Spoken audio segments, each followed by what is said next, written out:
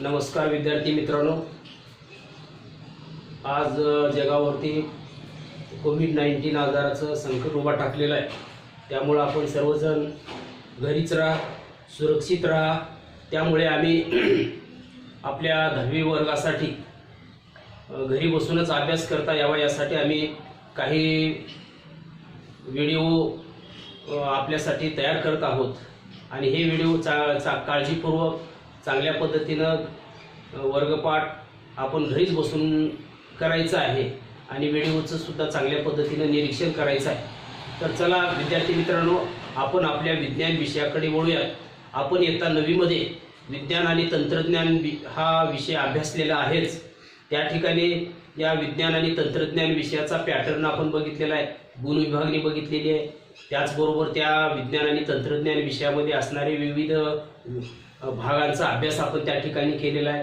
तेच भाग, तोच पॅटर्न, तीच गुण विभागणी इयत्ता 10वी वर्गामध्ये आहे। त्यामुळे अधिक तिच्यावर चर्चा न करता आपण आपल्या मूळ विषयाकडे वळूयात। आपला विज्ञान आणि तंत्रज्ञान भाग 1 या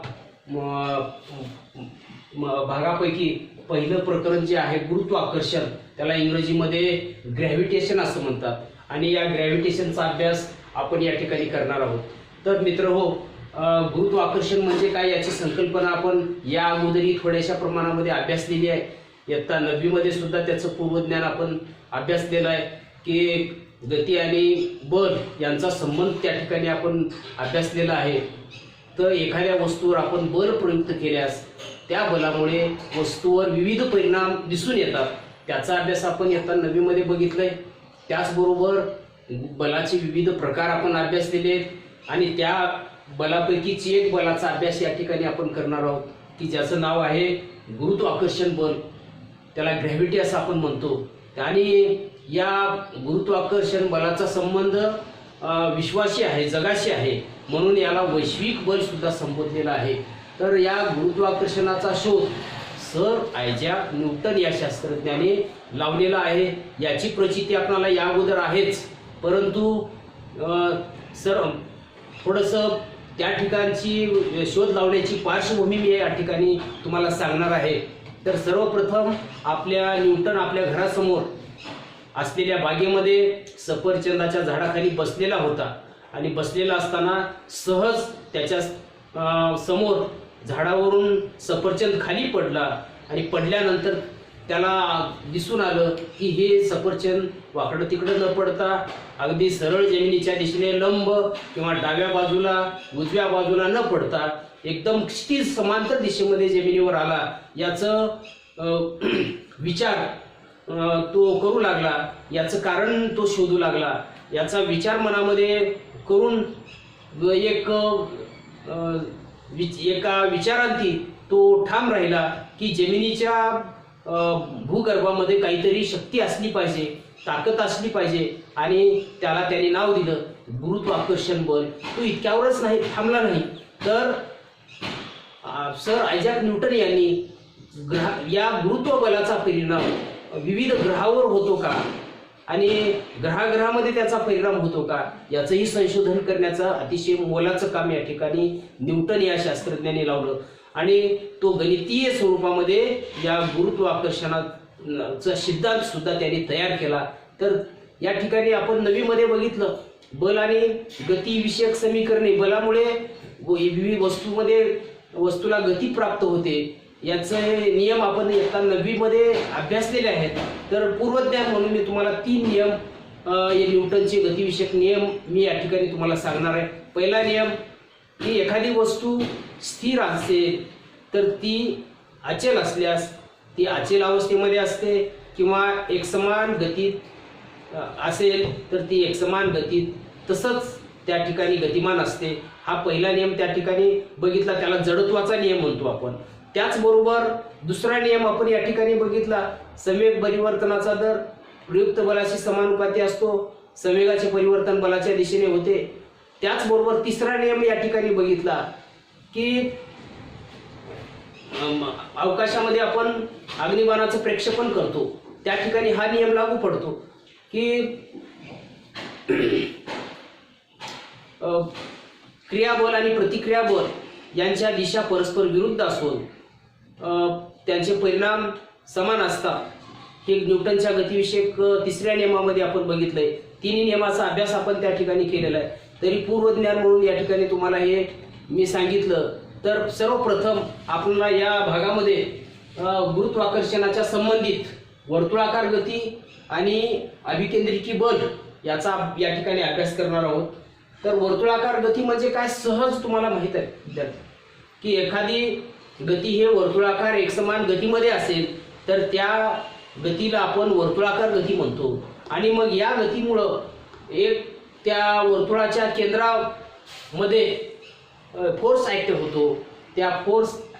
त्या बलाला अभिकेंद्री बल असं म्हणतो. अभिकेंद्र बलाची व्याख्याच अशी करण्यात आलेली आहे की वर्तुळाकार कक्षेत फिरणाऱ्या कोणत्याही वस्तूवर वर्तुळाच्या केंद्राच्या दिशेत बल प्रयुक्त होत असते, या बलास अभिकेंद्री बल असे म्हणतात. आता समजा आपण एक वर्तुळ काढूयात आणि या वर्तुळाच्या परिघावरून एक वस्तू फिरत आहे.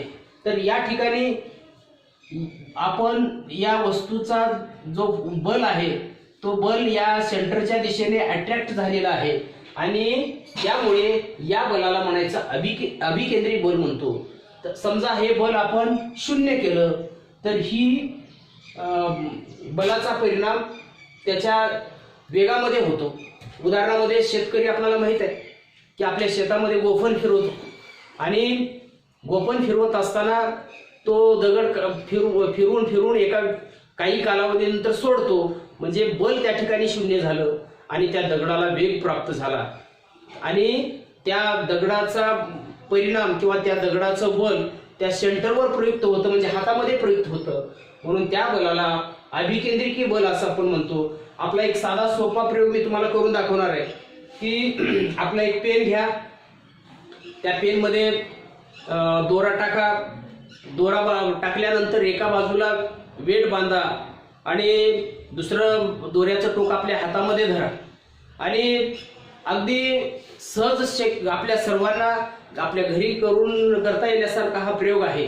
तर या ठिकाणी ही वर्तुळाकार गती सुद्धा आपल्याला दिसेल आणि त्याचबरोबर या वर्तुळाकार गतीमुळं आपल्या हातामध्ये बल प्रयुक्त झालेलं आहे आणि हे बल म्हणजे अभिकेंद्रिकीय बल. हे आपल्याला सहज आपण घरी सुद्धा हा प्रयोग साध्या पद्धतीनं आपल्या आजूबाजूच्या साहित्यातून करता येतो. त्याचबरोबर या ठिकाणी केपलर नावाचा शास्त्रज्ञ, त्यांनी 500 वर्षापूर्वी ग्रहाच्या गतीची हालचाल याचं निरीक्षण केलं आणि त्याच्यावरून त्यांनी 3 नियम शोधून काढले. त्यातला पहिला नियम आपण बघणार आहोत. तर हा नियम आपल्याला अभ्यासण्यासाठी आपल्याकडे असणारी संकल्पना म्हणजे इलिप्टिकल, जी की लंब वर्तुळाकार गती किंवा लंब वर्तुळाकार आकृती आपल्याला समजणे आवश्यक आहे. जसं वर्तुळाकार गती आपण समजलो की सेंटरला हा बिंदू आणि अगदी गोलाकार त्याची रचना या ठिकाणी दिसून येते. त्याचबरोबर या ठिकाणी आपण ही आकृती काढू.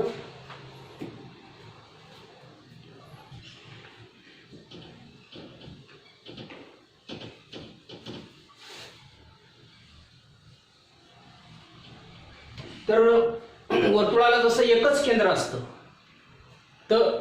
तर इलिप्टिकल किंवा लंब वर्तुळाकार आकृतीला 2 केंद्र म्हणायचे नाहीत, त्यांना या आकृतीमध्ये फोकस म्हणतात किंवा त्याला मराठीमध्ये नाभी म्हणतो आपण. तर सहज आपल्याला ही आकृती काढणं शक्य आहे. अगदी जमिनीवर काढू शकतो, आपल्या वहीमध्ये सुद्धा पेन्सिलच्या सहाय्याने त्याचं रेखाटन करू शकतो. तर बघा मी बोर्डावर याची आकृती कसं काढतो याचं निरीक्षण तुम्हाला या ठिकाणी करायचं आहे आणि आकृतीचं निरीक्षण झाल्यानंतर तुम्हाला ही इलिप्टिकल किंवा लंब वर्तुळाकार आकृती कशी आहे हे आपल्याला समजेल.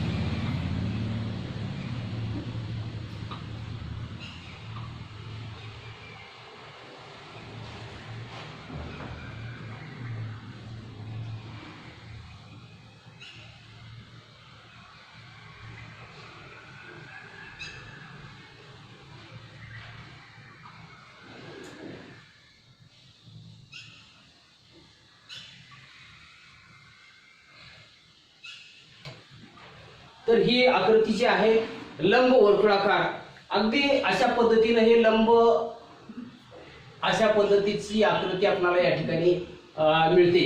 तर या ठिकाणी दोन नाभी या ठिकाणी आहेत. तर एका नाभीवरती या ठिकाणी आपल्याला सूर्य दाखवायचा आहे. केप्लरचा पहिला नियमच आपल्याला सांगतो, काय सांगतो? ग्रहाची कक्षा ही लंब वर्तुळाकार असून सूर्य त्या कक्षेच्या एका नाभीवर असतो. म्हणजे हे लंब वर्तुळाकार आकृती आपण काढली आणि या आकृतीमध्ये दोन नाभी असतात. हे एक आणि दुसरी एक नाभी. सूर्य या दोन नाभीपैकी कुठल्याही एका नाभीवर असतो असं केप्लरनं सर्वप्रथम आपल्याला त्या निरीक्षणावरून दाखवून दिलेला आहे. अतिशय साधा सोपा नियम. दुसरा एक नियम त्यांनी दाखवून दिला की ग्रहाला सूर्याशी जोडणारी सरळ रेषा ही समान कालावधीत समान क्षेत्रफळ व्यापन करते. हा एक साधा सोपा नियम आपल्याला दिलेला आहे. तर बघूया दुसरा नियम काय सांगतो की समजा हा या ठिकाणी या लंब वर्तुळाकार गतीने फिरणारा हा प्लॅनेट आहे, ग्रह आहे. समजा हा ग्रह म्हणजे पृथ्वी आपण समजू, ही आपली पृथ्वी आहे. या पृथ्वी हळूहळू या ठिकाणी या सूर्याभोवती फिरत असते, प्रदक्षिणा घालत असते. यासाठी लागणारा कालावधी आपल्याला माहित आहे 365 दिवस किंवा तिच्यापेक्षा थोडेसे काही तास आपल्याला या ठिकाणी लागतात. तर या ठिकाणी समजा ही पृथ्वी सध्याला या ठिकाणावर आहे आणि ती काही कालावधीनंतर समजा 31 दिवसानंतर किंवा एक कालावधी निश्चित करू आपण, 31 दिवस घेऊ आपण. 31 दिवसाचे महिने आपल्याला माहित आहेत. जानेवारी आहे, त्याचबरोबर ऑगस्ट आहे. तर हे 2-3 महिने 31 दिवसाचे आपण या ठिकाणी घेऊ. पहिल्यांदा ए पासून ही पृथ्वी या ठिकाणी पोहोचली, बी पर्यंत आली. त्याची या ठिकाणी आपण ही सूर्याशी जोडणारी रेषा आपल्याला नियमामध्ये सांगितलंय, हे जोडून घेऊ आपण.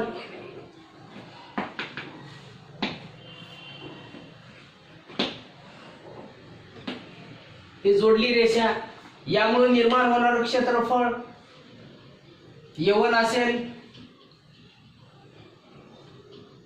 त्याचबरोबर या सूर्यासाठी आपण एस गृहीत धरू, सन म्हणजे सूर्य. आणि या ठिकाणी एक त्रिकोण तयार होईल, एक पाकळी तयार होईल, त्याचं नाव आहे ASB किंवा BSA. त्याच पद्धतीनं काही महिन्यानंतर पृथ्वी या ठिकाणी येईल, त्याला नाव देऊ आपण पी पासून हळूहळू एका महिन्यामध्ये 31 दिवसामध्ये इथं येईल, इथं पोहोचेल. ही दोन बिंदू आपण सूर्याशी जोडू. जोडल्यानंतर या ठिकाणी एक पाकळी तयार होईल आणि याचं क्षेत्रफळ आपण या ठिकाणी काढू. या क्षेत्रफळाचं नाव आपण लिहू PSQ किंवा QSP किंवा एरिया ऑफ A2. आणि याच्यावरूनच केप्लर सांगितला की ग्रहाला सूर्याशी जोडणारी सरळ रेषा ही समान कालावधीत समान क्षेत्रफळ व्यापन करते. आता या ठिकाणचं ही वर्तुळ पाकळीचं क्षेत्रफळ एरिया ऑफ ASB बरोबर एरिया ऑफ SQ. ह्याचं क्षेत्रफळ आपण A1 मानलं, या PSQचं क्षेत्रफळ आपण A2 मानलं. हे दोन्ही क्षेत्रफळ केप्लरनं दाखवून दिलं समान आहेत, म्हणून A1 बरोबर आहे A2 असा साधा सोपा दुसरा नियम आहे. आणखी एकदा परत दुसरा नियम तुम्हाला सांगतो की ग्रहाला सूर्याशी जोडणारी सरळ रेषा ही समान कालावधीत समान क्षेत्रफळ व्यापन करते. चला आता आपण तिसऱ्या नियमाकडे वळूयात. तिसरा नियम तोही अतिशय सोपा नियम आहे की सूर्याची परिक्रमा करणाऱ्या ग्रहाच्या आवर्तकालाचा वर्ग हा ग्रहाच्या सूर्यापासूनच्या सरासरी अंतराच्या घनाला समानुपाती असतो. तिच्यामध्ये 2 वाक्य आहेत, नीट लक्षात घ्यायचं आहे. बघा काय नियम सांगतो. पहिलं वाक्य बघा, आता हे लंबवर्तुळ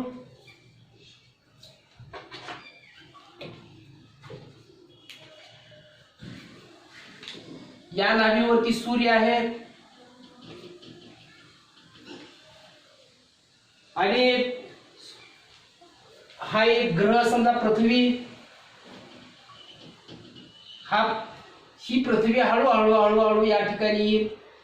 आता सद्यस्थितीला ही पृथ्वी सूर्यापासून लांब आहे, हळूहळू तिची परिक्रमा सुरू होईल. काही महिन्यानंतर इथं येईल, आपण बघितलं, काही महिन्यानंतर इथं येईल, काही महिन्यानंतर इथं येईल. म्हणजे दररोज पृथ्वी या प्लॅनेट भोवती हळूहळू आपली जागा बदलत या ठिकाणी येणार आहे. आणि हे जे अंतर आहे, हे अंतर, या अंतराची सरासरी या घनाला समानुपाती असते. म्हणजे या ठिकाणी आवर्त कालासाठी टी जर घेतलं म्हणजे टी चा वर्ग कुणाशी समानुपाती आहे, अंतराच्या घनाला समानुपाती आहे. अंतरासाठी आपण आर मानू, आर चा घन. असा एक साधा सोपा तिसरा नियम केपलरनं ग्रहाच्या गतीचा अभ्यास करून तयार केलेला आहे, साधा सोपा नियम. तर आज आपण या ठिकाणी एवढाच अभ्यास या ठिकाणी आपण करणार आहोत. वर्तुळाकार गती आणि केपलरचे नियमाचा अभ्यास आपण आज या ठिकाणी केलेला आहे. दोन्ही प्रश्न अतिशय साधे सोपे आपल्या परीक्षेमध्ये विचारले जातील. पहिला प्रश्न असा विचारला जाईल, अभिकेंद्रिकी बल म्हणजे काय, आणि दुसरा प्रश्न असा विचारला जाईल, केपलरचे नियम लिहा. हे 2 प्रश्न तुम्ही सरावासाठी घ्यायचे, आपल्या वहीमध्ये लिहायचं आहे, पाठ करून घ्यायचा आहे. तर विद्यार्थी मित्रांनो, सर्वजण आपण घरीच राहा, सुरक्षित राहा, घरीच थांबा. Best of luck.